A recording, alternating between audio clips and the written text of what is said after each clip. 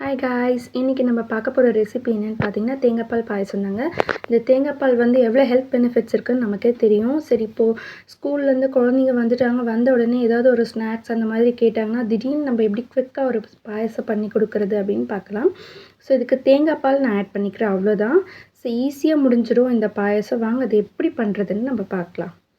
இப்போ நான் வறுத்த சேமியா எடுத்து வச்சுருக்கேன், ஏலக்காய் தூள் பண்ணி வச்சுருக்கேன்.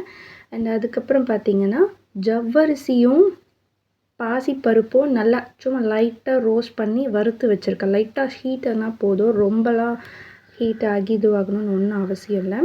ஸோ இது லைட்டாக சூடு பண்ணி வறுத்துட்டு நம்ம எடுத்து வச்சுக்கிறோம். அண்ட் அடுத்து பார்த்திங்கன்னா நெய் எடுத்துக்கிறேன். நம்ம டிஷ்ஷுக்கு மெயின் எதுன்னு பார்த்திங்கன்னா தேங்காய் தான். ஸோ நான் தேங்காய் எடுத்து வச்சுருக்கேன். அண்ட் இது வந்து பார்த்திங்கன்னா வெல்லத்தை காசி வச்சுருக்கேன். வெல்லத்தை காசி கொதிக்க வச்சு அதை வெடிக்கட்டி எடுத்து வச்சுருக்கேன். இந்த வெள்ளை தண்ணி வந்து நமக்கு யூஸ் ஆகும் லாஸ்ட்டில், அது எதுக்குன்னு நான் சொல்கிறேன். ஸோ அடுத்து வந்து பார்த்திங்கன்னா நான் வந்து கொப்பரை தேங்காய் இருக்குது இல்லைங்களா, அந்த கொப்பரை தேங்காவை நல்லா பவுடர் மாதிரி பண்ணி அதை வந்து நெய்யில் போட்டு நல்லா ரோஸ்ட் பண்ணி வச்சுருக்கேன். ஸோ உங்கள் வீட்டில் இந்த மாதிரி நிறைய தேங்காய் இருந்தால் இதே மாதிரி ட்ரை பண்ணி பாருங்கள். இப்போ தேங்காய் நிறையா இருக்குது, என்ன பண்ணுறது தெரியல, அப்படியே விட்டு அழுக்கி போயிடும். ஸோ அந்த மாதிரி இருக்கிறவங்க இந்த தேங்காவை நல்லா பொடி பண்ணிவிட்டு இந்த மாதிரி வறுத்து நம்ம ரோஸ்ட் பண்ணி வச்சுக்கிட்டோம்னா ஃப்ரிட்ஜில் ஸ்டோர் பண்ணி வச்சுக்கலாம், கெட்டு போகாமல் இருக்கும். ஸோ இவ்வளோதாங்க நம்ம டிஷ்ஷுக்கு தேவையானது. ஸோ அடுத்து வந்து பார்த்திங்கன்னா நம்ம என்ன எப்படி பண்ணலான்னு சொல்லிட்டு ப்ராசஸ் பார்க்கலாம் வாங்க.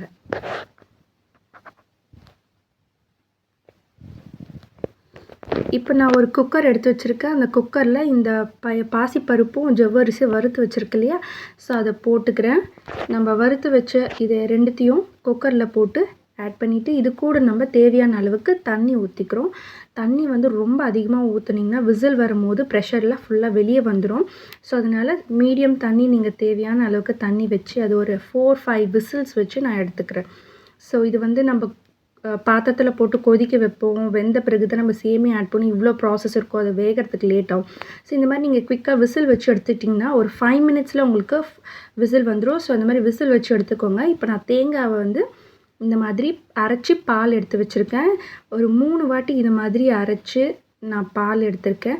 ஸோ இது வந்து எவ்வளோ திக்னஸாக இருக்குது பாருங்கள், ரொம்ப தண்ணி ஆட் பண்ணிக்காதீங்க, எவ்வளோ பால் வருமோ அந்த அளவுக்கு எடுத்து வச்சுட்டா போதும். அண்ட் இப்போ பாருங்கள், இந்த ஜவ்வரிசி அவ்வளோ சாஃப்டாக நல்லா வெந்திருக்கு. நான் 4 to 5 விசில் தான் விட்டேன், எவ்வளோ சூப்பராக வெந்திருக்கு பாருங்கள். 5 மினிட்ஸ் இல்லை 10 மினிட்ஸில் உங்களுக்கு ஜவ்வரிசி பாசிப்பருப்பு இந்த மாதிரி வெந்து குக் ஆகிடும். ஸோ அடுத்து வந்து பார்த்திங்கன்னா நான் பால் எடுத்து வச்சுருக்கேன். இந்த பால் லைட்டாக ஹீட் ஆகி கொதிக்கிற ஸ்டேஜில் நான் வந்து சேமியா ஆட் பண்ணிக்க போகிறேன். நம்ம சேமியா மட்டும் வேக வச்சிட்டோம்னா நமக்கு பாயசம் ரெடி, அவ்வளோதான். ஸோ இப்போ நான் பால் நல்லா கொதிக்கிற ஸ்டேஜில் இருக்குது. இப்போ நான் வந்து ஏலக்காய் தூளும் அந்த சேமியாவும் ஆட் பண்ணிக்கிறேன். இப்போ இதை நல்லா மிக்ஸ் பண்ணிக்கோங்க. இது நல்லா கொதித்து அந்த சேமியா வெந்ததுக்கப்புறம் தான் நமக்கு அடுத்த ப்ராசஸே இருக்குது. ஸோ இப்போ பாருங்கள், நான் இது எல்லாத்தையும் மிக்ஸ் பண்ணிவிட்டு நல்லா கலக்கிக்கோங்க. கலக்கிட்டு இப்போது நம்ம அதை வேக விட போகிறோம். இது வேகிறதுக்கு ஒரு 5 to 10 மினிட்ஸ் தான் இதுவும் ஆகும். ஸோ சீக்கிரமாக முடிஞ்சிடும். பாருங்கள், 5 to 10 மினிட்ஸில் இந்த மாதிரி நல்லா சேமியா வெந்துருச்சு. இப்போ வெந்ததுக்கப்புறம் நம்ம கேஸ் ஆஃப் பண்ணிட வேண்டியதான். இதுக்கு மேலே எதுவும் நம்ம கேஸ் மேலே வைக்க வேண்டிய அவசியம் இல்லை, ஹீட் பண்ண தேவையில்ல. சேமியா வெந்ததுக்கப்புறம் நம்ம இது கூட வேக வச்ச ஜவ்வரிசியும் அந்த பாசிப்பருப்பும் இதோட ஆட் பண்ணிக்கிறோம். இது எல்லாத்தையும் மிக்ஸ் பண்ணிவிட்டு இப்போ நம்ம அந்த தேங்காய் கொப்பரை தேங்காவை நான் ரோஸ்ட் பண்ணி வச்சுருக்கு இல்லைங்களா, ஸோ அந்த கொப்பரை தேங்காவை ஆட் பண்ணிக்கிறேன். அதுக்கப்புறம் வறுத்த முந்திரி திராட்சை, நான் என்கிட்ட முந்திரி இல்லாதனால நான் வெறும் காஞ்ச திராட்சை மட்டும் எடுத்திருக்கேன். ஸோ முந்திரி இருந்தால் நீங்கள் முந்திரி ஆட் பண்ணிக்கோங்க, டேஸ்ட் இன்னும் சூப்பராக இருக்கும். ஸோ இப்போ வறுத்து வச்ச அந்த தேங்காய், காஞ்ச திராட்சை, இது ரெண்டுத்தையும் நான் இது கூட ஆட் பண்ணி நல்லா மிக்ஸ் பண்ணிட்டேன். இப்போ இது எல்லாத்தையும் மிக்ஸ் பண்ணி ஒரு 5 மினிட்ஸ் கொஞ்சம் அப்படி கூல் பண்ண விடுங்க, அவ்வளோதான். கொஞ்சம் லைட்டாக ஆறுனதுக்கப்புறம், பாயாசம் ஆறுனதுக்கப்புறம் நீங்கள் தேங்காய் பால் ஆட் பண்ணுங்கள். ஏன்னா தேங்காய் பால் சேர்க்கறதுனால நம்ம சூடாக இருக்கும்போது நம்ம தேங்காய் பால் சேர்த்துட்டோம்னா அது ஒரு மாதிரி திரியாக போயிடும். ஸோ அதனால் கொஞ்சம் ஆறட்டும்னு இது கூட நம்ம வெல்லத்தை கொதிக்க வச்சு இல்லைங்களா, ஸோ அந்த வெல்லத்தை இப்போ நான் ஆட் பண்ணிக்க போகிறேன். இப்போ வெல்லத்தை ஆட் பண்ணி நீங்கள் நல்லா இது பண்ணிங்க. உங்கள்கிட்ட வெல்லம் இருந்தால் வெல்லம் யூஸ் பண்ணிக்கோங்க, இல்லைன்னா நாட்டு சர்க்கரை இருந்தால் இன்னும் ரொம்ப நல்லது உடம்புக்கு. ஸோ நாட்டு சர்க்கரை கூட நீங்கள் ஆட் பண்ணிக்கலாம். இப்போ நான் நாட்டு சர்க்கரையும் வெல்லையும் 2த்தையும் தான் மிக்ஸ் பண்ணி வச்சுருக்கேன். ஸோ உங்கள் இஷ்டம் தாங்க. நம்ம இந்த மாதிரி ஹெல்த்தியாக குழந்தைங்களுக்கு ரெடி பண்ணி கொடுத்தோம்னா அவ்வளோ நல்லது.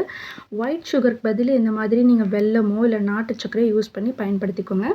இப்போ இதை வந்து நல்லா ஆற வச்சாச்சு. லைட்டாக ஒரு சிட்டிக்கு உப்பு மட்டும் ஆட் பண்ணிக்கிறேன். சால்ட் எதுக்குன்னு பார்த்தீங்கன்னா ஸ்வீட்னஸை ஈக்குவல் பண்ணுறதுக்காக நான் கொஞ்சமாக சால்ட் ஆட் பண்ணிக்கிறேன். இப்போ இதை நல்லா மிக்ஸ் பண்ணிவிட்டு ஆறுனதுக்கப்புறம் தான் நமக்கு தேங்காய் பாலையே ஆட் பண்ண போகிறோம். இப்போ இதோட கலர் பார்த்திங்கன்னா எவ்வளோ ஸ்ட்ரக்சராக சூப்பராக இருக்குது. அந்த கலர் பார்க்கவே அட்ராக்டிவாக இருக்குது நமக்கு. ஸோ இது ஆறிடுச்சு. கை பொறுக்கிற சூடு இருந்தால் போதும். அந்த கை பொறுக்கிற சூடு ஆறினதுக்கப்புறம் நம்ம இப்போ தேங்காய் பால் ஆட் பண்ணிடுறோம். ஸோ தேங்காய் பால் இன்னும் கொஞ்சம் ஆட் பண்ண உடனே கலர் இன்னும் மாறிடும். ஸோ நல்லா இதை மிக்ஸ் பண்ணிக்கோங்க. பாருங்கள் எவ்வளோ சூப்பராக இருக்குது பார்க்கவே. பாயாசம் அருமையாக இருக்கும். இதை நீங்கள் சாப்பிட்டீங்கன்னா குழந்தைங்க ஸ்கூல்லேருந்து வந்த உடனே குயிக்காக ஒரு ஈஸியாக ஒரு ரெசிபி பண்ணி கொடுங்க அப்படின்னு கேட்டாக்கா நீங்கள் இந்த மாதிரி பாயசம் செஞ்சு கொடுக்கலாம். ஸோ பாயசம் வந்து ரொம்ப டைம் எடுத்துக்காது. இது மாதிரி நம்ம விசில் வச்சுட்டோம்னா வெல்லம் வந்து அதே மாதிரி பாகு எடுத்து நம்ம ஃப்ரிட்ஜில் ஸ்டோர் பண்ணி வச்சுட்டோம்னா திடீர்னு வந்து குழந்தைங்க கேட்டாங்கன்னா டக்குன்னு ஒரு 10 மினிட்ஸில் ஒரு பாயசம் நம்ம குயிக்காக ரெடி பண்ணிடலாம். ஸோ குவிக் பாயசம்னு கூட சொல்லலாம். என் பசங்க இது அவ்வளோ விரும்பி சாப்பிடுவாங்க. நீங்களும் ட்ரை பண்ணி பார்த்து எப்படி